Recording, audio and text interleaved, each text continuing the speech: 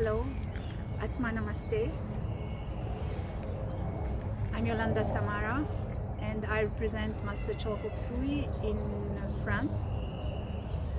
Thank you for being with us tonight. We're going to talk a little bit of the effect of Master Choa Kok Sui teachings on our inspiration and our intuition. So first of all, I'd like to thank Master Choa Kok Sui, and I'm very happy with some intuitions that I had years back already. I decided this year to share it with you. I don't know if it's the right way to share it, but I hope it will make you as happy as it made me. So some readings of Christmas symbols under the light of Hatha Yoga and Master Choa Kok Sui guided meditations. So first of all, the first symbol would be the Christmas tree for everyone, right? So the Christmas tree would have this shape. Wow, what does it remind you? Of course, this shape reminds you of Hatha Yoga, where the whole body is used as an instrument for the downpouring or the calling or the appealing for spiritual energy. So the tree would be also an instrument. It's also a mechanism that is always appealing and calling and synthesizing all spiritual energies and all prana. It is synthesizing the sun prana, the air prana, the earth prana, the water prana.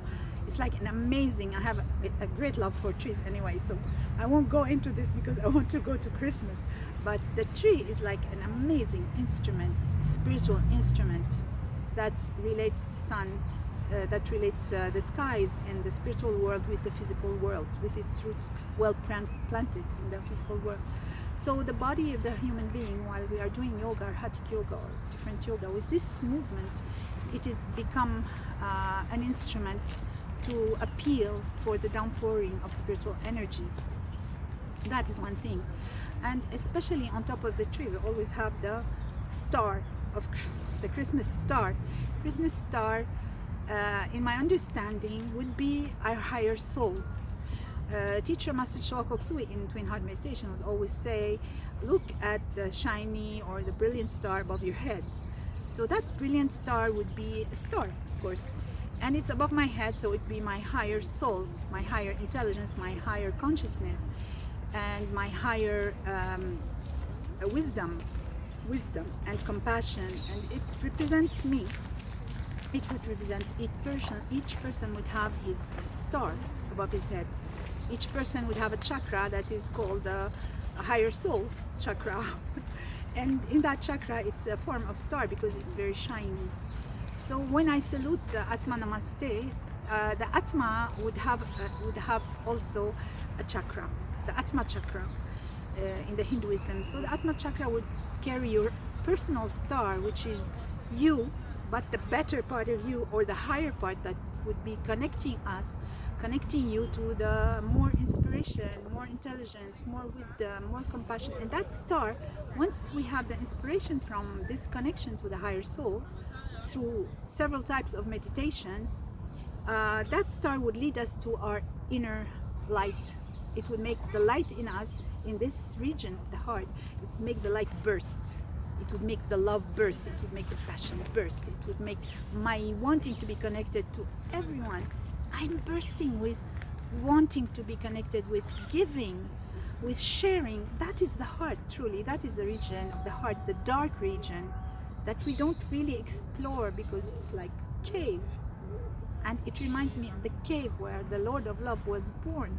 It's a cave and it's dark and it's humble. So the most humble place that God would hide would be in my body because it's very humble. It's so human, no? So can that big light and that big love and that big peace hide in this cave between my ribs? That is for me a symbol of the manger, of the birth of Christ. So when was your Christmas? When was that light born into you? Surely if you are doing twin heart meditation regularly, where this heart will be little by little opening to the downpouring of this spiritual energy, and if you're doing twin heart also above your head, there would be the downpouring in your crown chakra, you would receive many information and much love, much light in this crown chakra. So that would be with twin heart meditation. We activate this light above our head, this personal star, personal incarnated soul or higher soul also. And then the other meditation would be meditation on the soul. With this meditation on the soul, Master Choa will give techniques so you could activate also the higher soul. So that is one thing about the symbol of the star and the Christmas tree.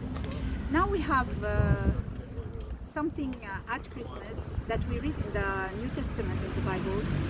Who can find this star? So we have two ways of finding this star. What we read in the New Testament is the first one who found the star was the shepherd. The shepherd. So when we think of the shepherd, we think of a person very simple, very humble, not into his emotion, because he is calm, he's away from the mundanity and from the noise of the city. He's away from happenings, from events. He's very calm. So his plexus solar is very, very peaceful. When that plexus solar is peaceful, his wisdom was activated because he could see, he could hear his higher soul.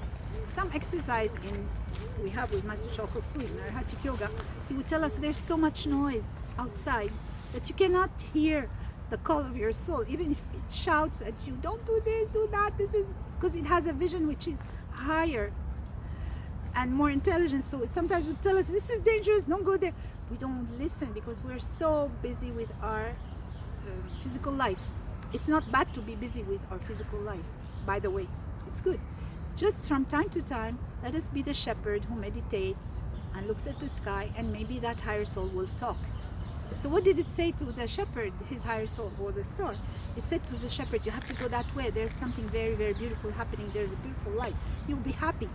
So the shepherd, being simple and humble and listening to his soul, just went to the manger, and what did he discover? The burst of light, the burst of love, the incarnation of the biggest love ever, which is the infinite love of God, and the incarnation of the biggest peace, the biggest light. So when he went there, he recognized it, because after all this time of looking at the simple sky and being humble and being quiet, then the symbols talked to him, and when he saw that light, he adored it, and he said, yes, it is in me, and I take it in me, and I want to share, and I want to bring all my friends, and I want to give to this light. He gave his sheep, which is the softest animal on earth. It gives you the wool, it gives you the meat, it gives you the milk, and it's not at all violent. I mean, if there's an animal non-violent, it would be a sheep, right? So he gave that, he gave his treasures to his soul. Christ is his soul, it's the Christ consciousness. It is Buddha consciousness, it is love consciousness. So he gave, that was his treasure, his non-violence. He gave up his non-violence, he gave up his solar plexus. And with the gifts that come with it, he gave it to the higher incarnation, he gave it to the higher light, to the higher love. So he was filled back with love, and he shared with the whole town. He went to call the whole town to bring them to that manger, which was amazing, the most amazing event in human history. Okay, so that's one way of seeing the higher soul, or meeting it through meditation, through calming the emotion, which are related also to the thought. You know that our brain is also in our plexus solar, so the plexus solar is having emotion and the brain is having thoughts. It's the same. Okay, one of them is more active and one of them is more let's say dry, but it's the same. So he had obtained, the shepherd obtained to be quiet on both ways. So that's a way of meeting our star and letting it after that guide us. The second way to meet the star is through science and knowledge and through power. Who saw the star through these? It was the three magus. You remember them in the New Testament. The three magus went and arrived to the manger also, but they were very exotic and came from different countries, and they had a big crown because they were kings.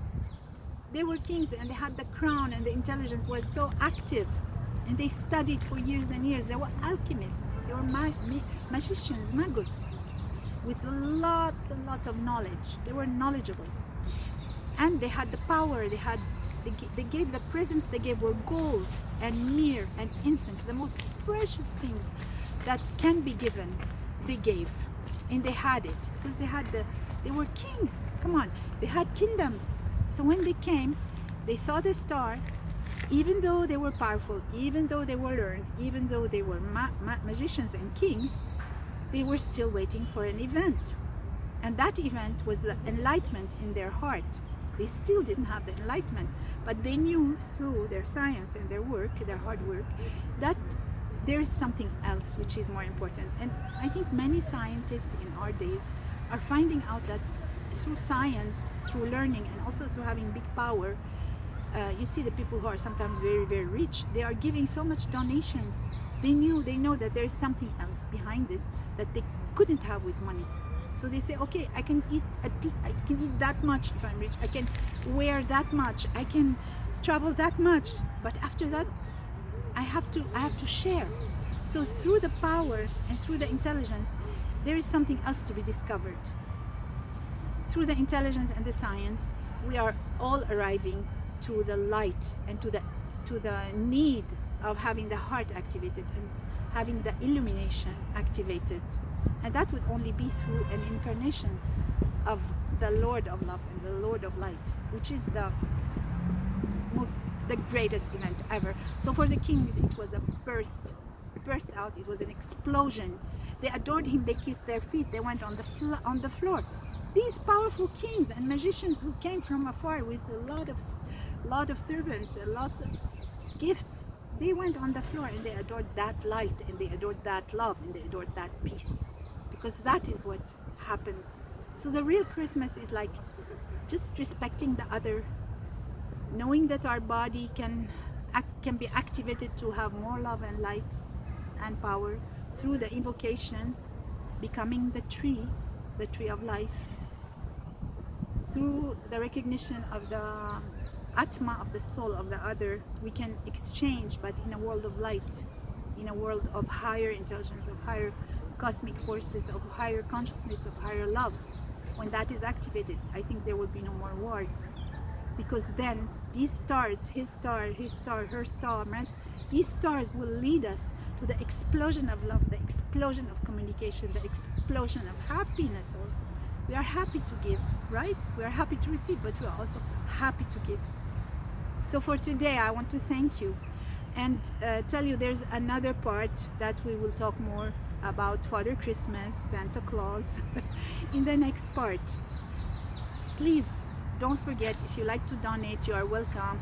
We are helping education for refugees and refugee children. So thank you for donating from $5 or more, whatever you like. pranaparis@gmail.com. pranaparis@gmail. This is our PayPal account.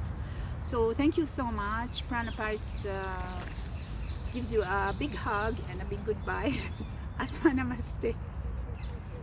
Thank you.